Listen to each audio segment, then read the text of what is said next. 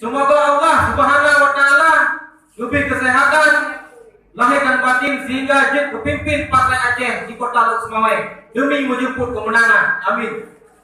Penghormatan dan tuan kepada Ketua Tim Pemenangan Partai Aceh di Kota Lok Semawai, Tengku Husain Ipong, yang hadir dari tengah-tengah katanya di Pak Ronyo. Semoga Jid kepimpin tim pemenangan sehingga Jid dan jemput kemenangan di Pak Roha.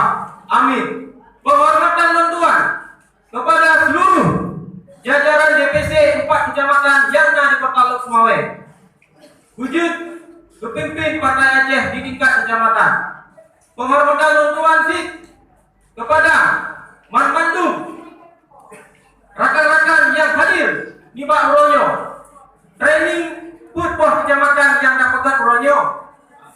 Untuk O2 akan sambung wabah kecamatan itu mengingat waktu dan tempat mungkin terhadirkan mandum.